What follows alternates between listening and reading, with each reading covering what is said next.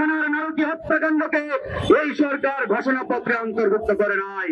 জুলাই ঘোষণাপত্র যেটি গত 5ই আগস্ট মাননীয় প্রধান উপদেষ্টা আমাদের সকলের সামনে পাঠ করেছেন, জাতির উদ্দেশ্যে প্রকাশ করেছেন, আমি মনে করি এই ঘোষণাপত্র যেহেতু এবং সেহেতু মার্কা একটা ঘোষণাপত্র।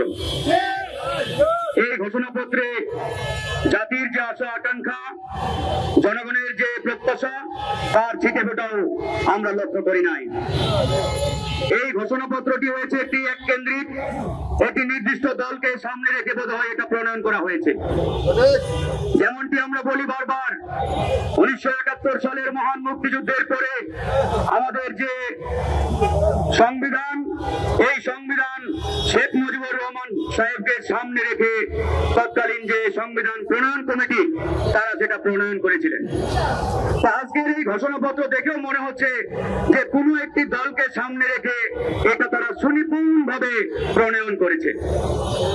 আমরা এমন ঘোষণাপত্র চাই নাই যে ঘোষণাপত্রে জাতির আশা আকাঙ্ক্ষার কোনো প্রতিফলন তারা দেখাতে পারে নাই বা পারবে না।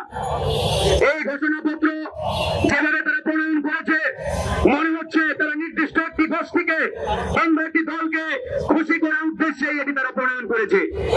এই ঘোষণাপত্রে আমাদের জাতিসত্তার যে ইতিহাস, এই বাংলাদেশের যে ইতিহাস, সেই ইতিহাসের পরতে পরতে জনগণের কোন অংশগ্রহণ আমরা লক্ষ্য করি নাই। এই যে জুলাই গণঅভ্যুত্থান, যে গণঅভ্যুত্থানে প্রায় 2000 ছাত্র জনতা জীবন দিয়েছেন, হাজার হাজার মানুষ রক্ত ঝরিয়েছেন, যাদের আত্মত্যাগের বিনিময়ে আজকের এই বাংলাদেশ, তাদের অবদানকে এই ঘোষণাপত্রে তুলে ধরা হয় নাই। এই ঘোষণাপত্রে 47 নেই, 71 আছে, কিন্তু সেটাও এক পেছে। এরপরে আমি যদি আজকে প্রশ্ন করি, এই যে জুলাই গণঅভ্যুত্থান 2024 সালের আগস্ট এবং জুলাই মাসে, এটি ওই 71কে কেন্দ্র করে সংগঠিত হয় নাই। এই জুলাই গণঅভ্যুত্থান সংগঠিত হয়েছিল বিগত আওয়ামী দুঃশাসনকালের এই 15-16 বছরের যে জুলুম নির্যাতন, যে গুম খুন, এই ঘটনাগুলোকে কেন্দ্র করে এদেশের মানুষ বিক্ষুব্ধ হয়ে এই আওয়ামী ফ্যাসিবাদের বিরুদ্ধে রুখে দাঁড়িয়েছিল।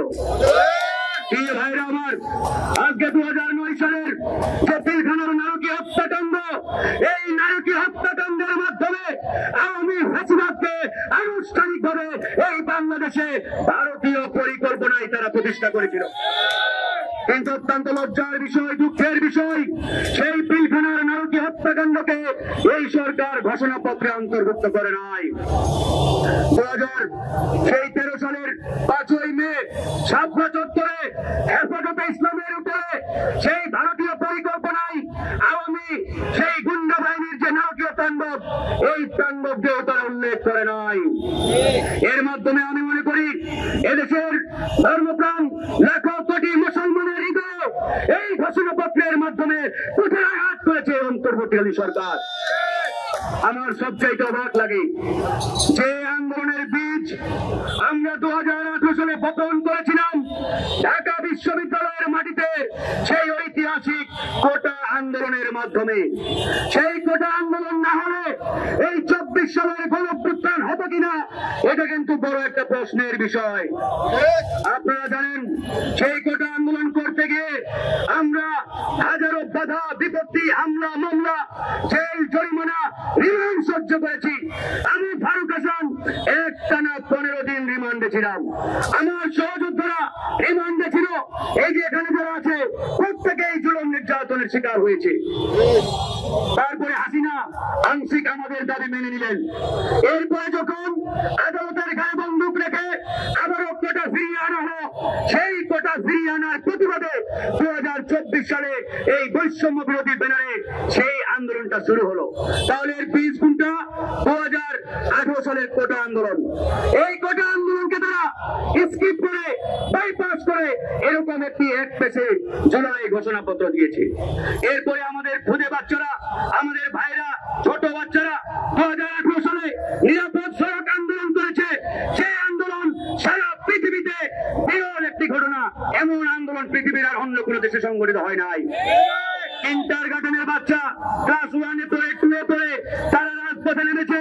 তারা পুলিশ, এসপি, এমপি, মন্ত্রীর গাড়ি থামিয়ে বলেছে রাষ্ট্র সংস্কারের কাজ চলছে, সাময়িক অসুবিধার জন্য দুঃখিত। সারা পৃথিবীর চোখ খুলে দিয়েছিল সেই আন্দোলনকে এই ঘোষণাপত্রে অন্তর্ভুক্ত না করে এই সরকার জাতির সাথে বেইমানি করেছে। প্রিয় ভাইরা আমার, আজকে কথা আমাদের স্পষ্ট, আজকে আমাদের বক্তব্য একবারেই পরিষ্কার। আমাদের 2 কোটি প্রবাসী পৃথিবীর বিভিন্ন দেশে রয়েছে, যাদের পাঠানোর এভিডেন্সে আজকে বাংলাদেশের অর্থনীতির চাকা সচল, তাদের সেই আপনার অবদানকে এই ঘোষণাপত্রে মূল্যায়ন করা হয় নাই। তাই প্রিয় বন্ধুগণ, আজকের এই যৌথ সংবাদ সম্মেলন আমি মনে করি এটা কোনো দলীয় বিষয় নয়। এটা এদেশের 18 কোটি মানুষের আকাঙ্ক্ষা, এটা এদেশের 18 কোটি মানুষের প্রত্যাশা। সীমান্তের জায়গা থেকে আমরা এখানে 4-5টি সংগঠন ঐক্যবদ্ধভাবে আজকে কথা বলছি।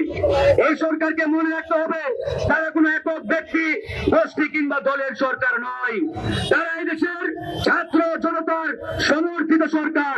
কিন্তু এই সরকারের দায়িত্বশীল উপদেষ্টারা ক্ষমতার চেয়ারে তারা বেমালুম ভুলে গেছে তারা কাদের সমর্থনে সরকার গঠন করেছে। আজকে এক একটা উপদেষ্টা নিজেদেরকে আমেরিকার প্রেসিডেন্ট মনে করে, নইকে অমরে ভাব, এসি গাড়ি বাড়ি ওই বাংলো মিন্টু রোডে হেয়ার রোডে তারা মনে করেছে আমাদেরকে আর কে পাই ভাই। এরকম একটি অবস্থায় তারা এই জুলাইকে কলঙ্কিত করেছে। আজকে বন্ধুগণ, এই জুলাইকে তারা বিক্রি করে দিয়েছে। এই জুলাইয়ের চেতনা বিক্রি করে তারা আজকে ওই আওয়ামী লীগের পথে হাঁটা শুরু করেছে। আওয়ামী লীগ যেভাবে 71-এর চেতনাকে বিক্রি করে এই 54 বছর রাজনীতি করেছে, আজকে এই সরকারের কতিপয় উপদেষ্টা এই গণঅভ্যুত্থানকে বিক্রি করে তারাও সেই নব্য ফ্যাসিজমের পথে হাঁটা শুরু করেছে।